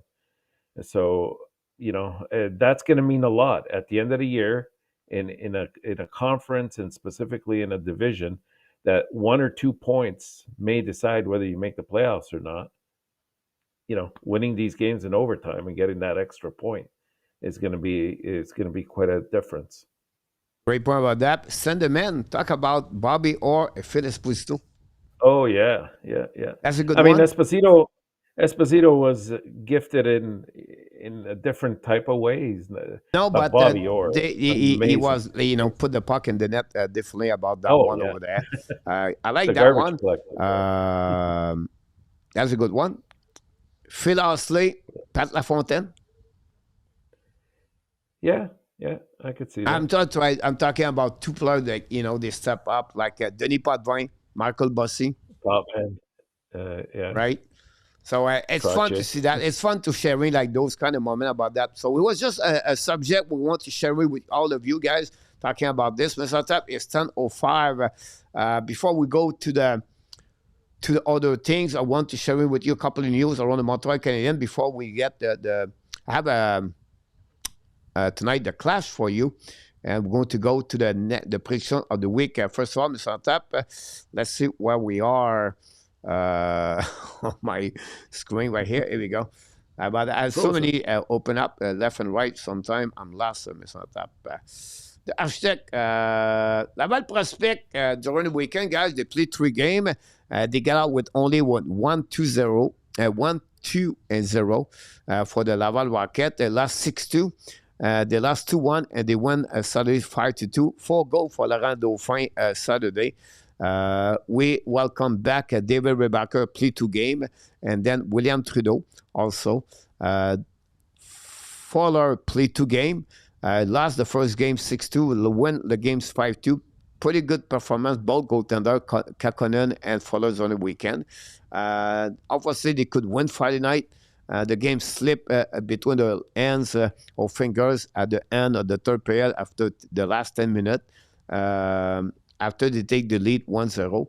Jared Davidson, 2 goals during the weekend, 7 goals with Laurent Dauphin, the lead in the American Hockey League. Now we have more games they played today in the American Hockey League, but still a good performance for Davidson. But for me, it's Adam Ekstrom, Mr. Tap. Adam Ekstrom is ready to play in NHL. I know people laugh at me because I said he's going to be the next fourth sling in NHL. And this is a huge asset for the Montreal Canadiens and their hands. If you are any other team, and every time you make a trade, you have to talk about Adam Ekstrom. Yeah, absolutely. Like we saw it in preseason. I mean, this guy's ready to make the step up. Sometimes it's unfortunate that it's a crowded position right now, but it's good to have those assets, right? Because there are other areas in our team when we talk about roster construction that still have to be constructed properly, and so you can deal from strength when you have that, knowing that Engstrom is ready to move up, right? Right now we can't say that about any other Laval defenseman. We hope Reinbacher at some point. We hope that Trudeau can be better and step up, but I mean Engstrom's ready right now. Yeah, definitely, I agree with you about that for sure. For the Laval Rocket, and then Mr. Tap this week for the Montreal Canadiens. Now I need to remember where I put this, Mr. Tap, this week. I'm not sure if I did it or not, but let's see. 3 games. I am. Well, it's easy. This week for the people that I'm going to get there, Mr. Tap. Just write this under so that we're helping the people. Philadelphia, New Jersey, and Utah. In Utah, yeah. I got this middle, and now I did not put this in caps, but I apologize for the people. But you understand, and I make a mistake with New Jersey, Mr. Tap. Let me do it again. New Jersey, that way. I put this in cap, if you don't mind. That will give you a time to give us, Mr. Tap, your prediction of the week for the Montreal again. But I'll play for line and Laval for that one. let me respond to A2. Not sure why Beck and Florent are play on the 4 line right now. I think the Devils scored a goal. Jack Hughes scored a goal. I think for me, A2, they have Florent now in front of him. I think Beck play on the 3rd line with Davidson and Mézard, but I could be wrong for that one. Rebecca is just a matter of time. Coach, are you surprised Trudeau Claire Weaver? No. Look, and are you agree with that, or Mr. Top? Yeah, no, I'm not surprised. I think right now there's facets of his game that are not fully developed, and teams at this point have, like, unless there's an injury, which I haven't seen, and the depth isn't there, they're not gonna pick up Trudeau. So I'm not surprised. Me too. I think all the team are set up, Mr. Top. And I don't think any team was looking for a player like William Trudeau. And I think he did not prove enough to stay in the NHL. Well, a couple of people have already give us some points here, Mr. Top. I take a note during the time we're talking here on this one. And I want to mention everybody, last week we have a couple of winners, Mr. Top. Well, not many people because we did not do Sunday night. We did a baseball, Mr. Top. But last week, Coach BC, Mark Elliott, and Billy are the winner of the contest, Mr. Tap, last week on the number of the point. Time for everybody to give us your number of the point of the week. We have a couple of people already. Reggie this morning, Coach, gave 4 points. A2, SLG, Ron, PM, Billy, Stan at 5 points. We got that one over there. Last Billy, 1 point again. Then toujours, Pat. There we go. Talking about Rebecca. Rebecca was a bit rusty, but we have to wait. I don't want to judge him right now to give him a lot of things about what happening. Joshua Roy have 2 points. Then you have Sam Farrell have 2 points. But again, like we said, only Engstrom. On the other side, Zarowski have a great weekend, a great week again. 5 points the last 2 games. Michael Edge called off 1 point on the weekend. Mooney 1 point on the weekend. It was all about the goaltending this weekend, guys. Great performance of Volenkin again during the week. We have Cone Williams on top, first W in the NCAA. Quentin Miller become the goaltender number 1 for DU. 1 loss and a shootout, and he won a shootout also Saturday for the NCAA for the goaltender. Vincent Rower, finally, first weekend, have a good week for him. He has 4 points, 2 games, 2 goals, 2 assists for Roller during the weekend. So good for him. We have an amazing great goal, by the way, during the weekend. That's a Zarowski kid. The clip never stopped coming. Wow. Frank go with 5. I don't know if you can talk about Zarowski, Mr. Enortap. Yeah, I mean, I agree with that comment 100%.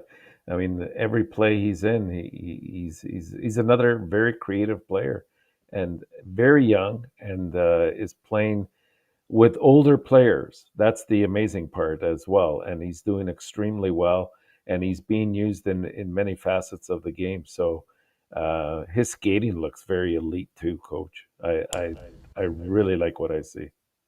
I agree with you about that. I have a chance to watch him a little bit more, get all his highlights, everything like that, guys. We have another solid players. It's not Demidov, I understand that, but right now, I know maybe. Come on, Coach. Go ahead, Coach. Say it. It would be right now, my prediction, with the lineup they have Montreal Canadiens right now. Okay, we don't know if you can get another better player, Kyle Connor or something like that right now. But right now, what they have, Zarowski will be the 4th best forward with the Montreal Canadiens right now in the lineup. Caulfield, Zuski, and Demidov in front of him. But Zarowski will be better as Sakaski. Now, it's two different player, right? It's two different role player, right? Sakaski is the big guy. But Zarowski, guy, is going to be a talented player for the Montreal Canadiens. And there's going to be a second player with the Montreal Canadiens with Demidov. This is going to be, and I know I make mistake in past. I make some comments like ridiculous maybe, but I was right for Lane Hutson. I was right for even Demidov, and I hope I'll be right for Zarowski, Mr. Tap. We all do, Coach. That would be a great combination for sure. Absolutely right about that one over there. Ron, I want to know how many points, Ron, you gave it. If you have people, 3 point with you, welcome back in the house. Thanks to be with us tonight. Everybody, if you don't click on the likes, we'll ask you if you don't mind, it'd be great. Austin, if you want to give us, that's a bold statement. Coach, really hope you are right. Yeah, it's, we'll see. About that, if you want to give me the number of the point for Montreal this week, they play 3 games. If you don't mind, that'd be good. 1-1 San Jose at Detroit Red Wings. Mr. Tap, 15 Yes. minutes, 15 for the claps. For the clash, I agree, Coach. Kid has a great hands, vision, and compete. Yeah, I agree with you, A2. And you know what, Mr. Tap? A2 comments very good. It remind me one more thing. He does not afraid to go in front of the net. Like he cut to the net constantly. Yeah. And it looks like he's small. He's thin, right? 165 or 189 pounds he is, right? But if you have a player drive to the net like he does, for me, it's not a problem. Look, it will get bigger and bigger.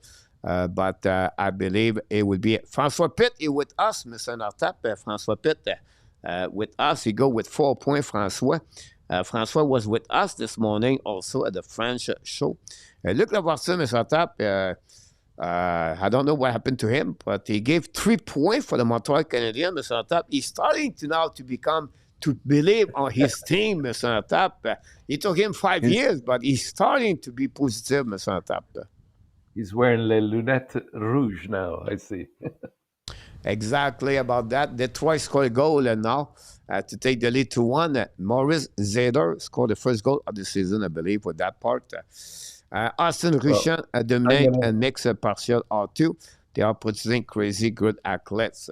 I don't know how they boost them, but they find a way to boost them at some point, Mr. Tap, for sure. The clash, Mr. Tap. Tonight, the last couple of nights, we work with Montreal. 4, Mr. 4 Tap. points. You 4 copy me points. now. I think that New Jersey game will be a tough one. They can skate just as well as Montreal, and they're Claude and clicking Charles on go with 4. high cylinders now. So it'll be a Claude tough one. with 4. How about that one? Merci beaucoup, mon club. Bon look, also. François. Et tout. Lunettes, bleu, blanc, rouge. Et voilà. Austin must be feeding them. Norsemat. Here we go. Mr. Tap, it's more about pression the team and not about Montreal Canadiens. I think will be a little bit better on that one. First of all, 5 teams from Canada in the playoff at the end of the year. Will there be 5 teams? 5 teams.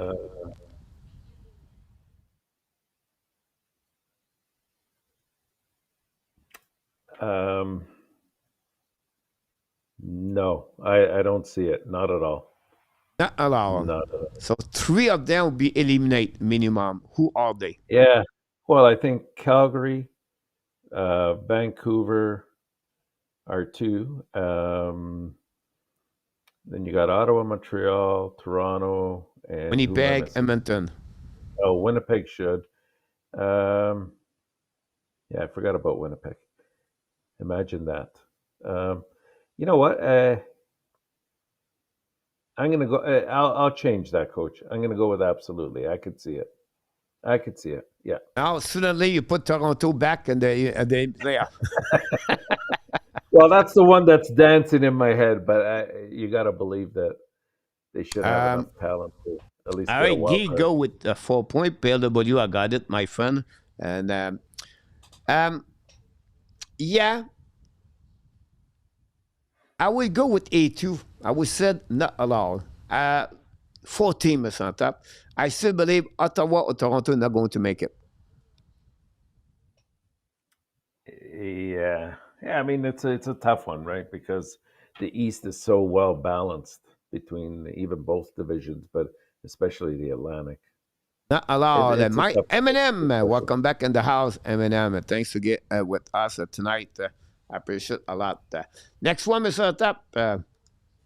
One of the two teams not in the playoff, Florida or Toronto?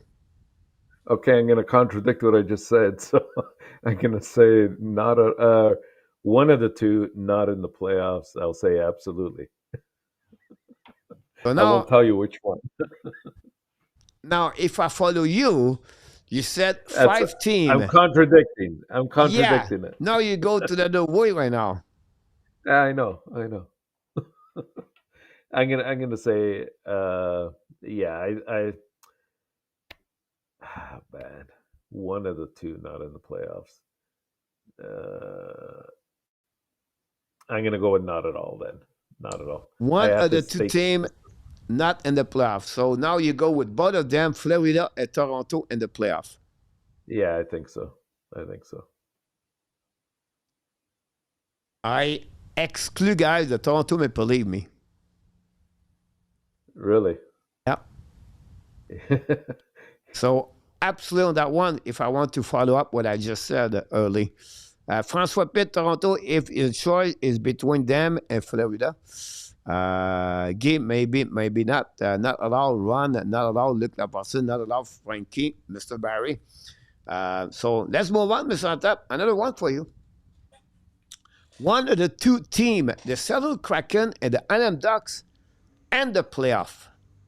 I don't think Seattle. Anaheim will push, but I think they're still 1 year away from making some real noise. So I'm going to say not at all. Not at all. One of the two playing Seattle Kraken and Anaheim Ducks. I think they'll both be out. Yeah, I agree with you about that one. It'll be close. I think Anaheim could be close. Yeah. I think I will go with one of the two teams will not pick it. They would be in the playoff. Not at all for me. Frank said yes. A2, he follow me on my Toronto statement. Ron, not allowed. Billy, not allowed. And then we have yes for Luc Laparson and Austin, not allowed. So that gave you an idea, guys, both of them. We had fun conversation for both, so that's good to hear that. Not allowed for Frankie about that. And our tap is right. Anaheim, Nate Seasoning. Next one is on tap. 2 to go. One of the two teams, the Columbus Blue Jacket or the New York Rangers, and the playoff now. Oh, goodness. You know what? I said it last year, and I'm going to continue this year. I definitely do not believe the Rangers, despite some of the talent that they have on that team, will be in the playoffs. Now, and I like a lot of the things that Columbus has done, and I think that they do have an exciting team coach. But I think they were a bit on a high last year, rallying behind the whole Goudreau incident, of course, and justifiably. I thought that was fantastic. And I think they'll have a very good year as well this year, but they're going to fall short yet again. So I think that they'll both be out of the playoffs. So not at all. Not at all. One of the two teams, Columbus, Rangers, and the playoff.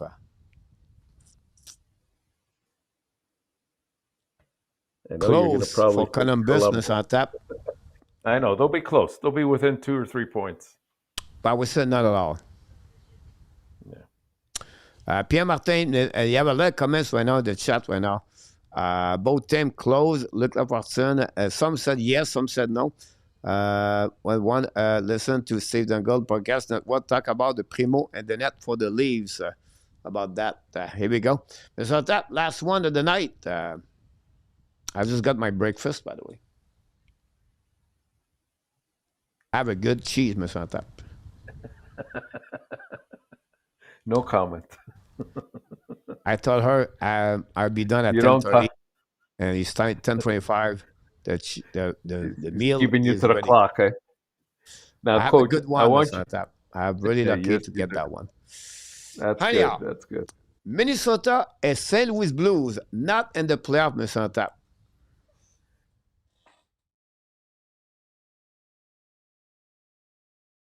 You know, it's not easy question tonight. When I say No, it not easy, isn't. you have to think before. You know, it's not like difficult, but you have to think before. So, No.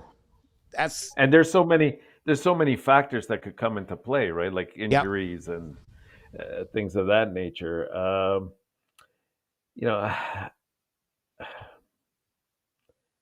I don't think Minnesota makes it. And right now, St. Louis is not looking good. The goaltending is bad. The injuries are mounting up. I'm going to say absolutely. Neither one Not in the makes the playoff, playoffs. absolutely. Run not allowed. Both missed playoff at A2. A funny situation. I did not see the play. I tried to get the replay. I don't see it. Roughing for Celebrine is later. There you have it. Now you heard it all. 6 minutes to go remaining on this power play for San Jose. 6:31 to go. That's it, Mr. Tap. François Saint-Louis goalie of Minnesota, maybe. Never go. Again, the Blues, Mr. Luc Laportine. I know. Both out, Pierre Martin. Yeah, I agree with you. If you look about the number, the point right there, it would take too much to get back in that. So I would say to you, Mr. Intap, they are right now 11 points. It's not too bad for Minnesota, but I don't see them come back in that race. So both of them are out of the playoff, Mr. Intap. Yeah, agreed. What a night, Coach, I have Mr. a Intap. question for you. Coach, What a great night we got again tonight at the Hockey Nation at the Red Lights. Mr. Intap. Yeah, go ahead. Before we go, very, very important question that I'd like you to answer, and everybody in the chat as well. There you have the 3 games of the week. Can we predict which goalies Marty St. Louis will go with in which game? You could start. You're an expert on goalies, so because you asked the question, I will answer first. I will say to you, Tobias, Montembeault, Tobias. You stole it right out of my mind. That's beautiful. That's exactly what I believe. I think that'll be good. This is a good question, by the way. And I'm went 4-1 tonight. Again, the Ducks win tonight. Again, usually they rolls. And then the San Jose won, losing 2-1 with 5 minutes to go remaining. Power play, 1 minute to go remaining. Anyhow, Mr. That was a great night to talk about the Red Line. I think it was a great show talking about everything we talk about Montreal. Tomorrow night, I'll be right back. Tomorrow night, possible I do a game, NHL game. Play by play, I would pick up one of them. And then, because Toronto play tomorrow, Mr. That. Not the Blue Jays. I'm sorry again? Not the Blue Jays. Not the Blue Jays, unfortunately. No. We're not at the training camp yet, Mr. Intap. The Pamplemousse League is not started, Mr. Oui. So anyway, guys, possible I go tomorrow, Pittsburgh, Toronto tomorrow night. And then I'm going to do a show Montreal after that. Or maybe not, just show Montreal. So let's see what's happening. Tuesday, we do the game.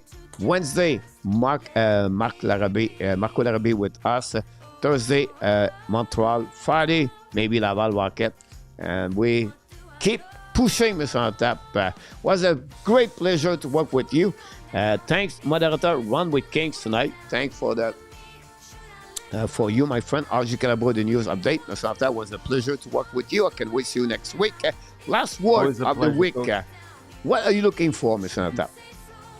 I'm just looking for consistency with the team. Continue doing what they're doing and try to establish that killer attitude. Once you get a couple goals, go and get that third one.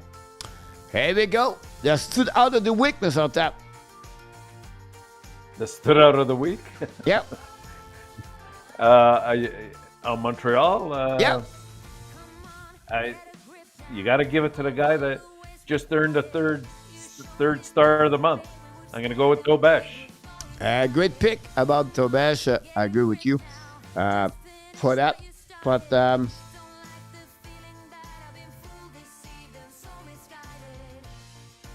Cole Caulfield. Can't argue with that. Have a good night, Mr. Intap.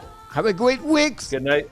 Have a good time. Good night, Coach. And don't forget to hug people tomorrow at work for the because of Blue Jays. Will do. Awesome. Good night, Mr. Intap. Thanks so much. Mr. Intap, directly from Toronto, was with us. Always a pleasure to working with him. And a lot of people love him, and you are. I absolutely agree with you for this statement. A lot of great time together. And yesterday we beat the milestone, the most viewers at any live stream I did. And it was 61,000 people for the baseball game. Blue Jays blew my mind. That said, Mr. Intap, and good night. And then all of you. And I know we have no music. It's okay. Don't worry about that. Be well, be healthy. Find a way not only to dominate your day, but find a way to dominate the second half or what? Someone was said 2025. Hopefully, Nicolas, Nicolas feel good after the loss of the Blue Jays. Hopefully, nothing happened to him. And, of course, the Hockey Nation, the Ab Nation, and all the animals. San Jose tied the game. Sam Dickinson scored his first goal in NHL, I believe. For Sam Dickinson, the defenseman, Sam Dickinson, I think it is, guys. First goal, power play goal, assisted by Will Smith and Gills. Wow. Sam Dickinson scored a goal, guys. Sorry about that. With me, you go there, you go there, you go there, you go there. I jump everywhere. Thanks again, appreciate a lot. The Hockey Nation, the Ab Nation, and all the animals and the kingdom of Tayden want to tell you one more thing. We love you, friends. Have a great night, everybody. Enjoy the upcoming week, November. We change the time. Now, we'll see what's happening for the rest of the week for the Montreal game. Don't forget, this is a channel to be sharing this with the people. Become a member of the channel. It's not cost a lot, $2 per month, I believe. And that will helping the channel to stay and to grow and to get better. Until then, my friend, have an amazing, great night. And like you said, RJ and PLW, have a great week at PLW. And Michael, M&M, Pete Martin, and many others.